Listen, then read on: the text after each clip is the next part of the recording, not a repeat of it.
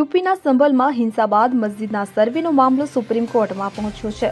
આ મામલે સુપ્રીમ કોર્ટમાં આજે એટલે કે 29મી નવેમ્બરે સુનાવણી હાથ ધરવામાં આવી હતી। સુનાવણી દરમિયાન સુપ્રીમ કોર્ટે કહ્યું છે કે નીચલી અદાલતે આ સમયે કોઈ કાર્યવાહી કરવી જોઈએ નહીં। આ કેસ સુપ્રીમ કોર્ટ સમક્ષ પેન્ડિંગ રહેશે। સુપ્રીમ કોર્ટે આ મામલે જિલ્લા કોર્ટને મધ્યસ્થતા કરીને થાળે પાડવા નિર્દેશ આપ્યો છે। સુપ્રીમ કોર્ટે સુનાવણી કરતા યોગી સરકારને નિર્દેશ આપ્યો હતો કે સંભલમાં શાંતિ સ્થાપિત કરવાની જવાબદારી તમારી રહેશે। સાથે જ મસ્જિદની કમિટીને પણ કાનૂની અધિકારો મળી રહે તે સુનિશ્ચિત કરવા સુપ્રીમ કોર્ટે નિર્દેશ આપ્યા હતા। વધુમાં સુપ્રીમ કોર્ટે સુનાવણી હાથ ધરતા અરજદારને સવાલ કર્યો હતો કે આ મામલે તમે હાઈકોર્ટમાં અપીલ કેમ ન કરી।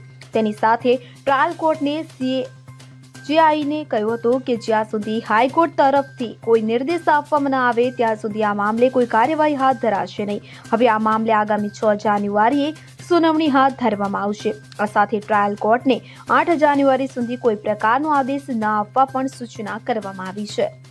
Bureau report CN24 news. હવે જુઓ દેશ દુનિયાની તમામ ખબરો તમારી આંગળીના ટેરવે। ઉઠાવો મોબાઈલ અને ગૂગલ પ્લે સ્ટોર પરથી ડાઉનલોડ કરો અમારી CN24 ન્યૂઝ મોબાઈલ એપ।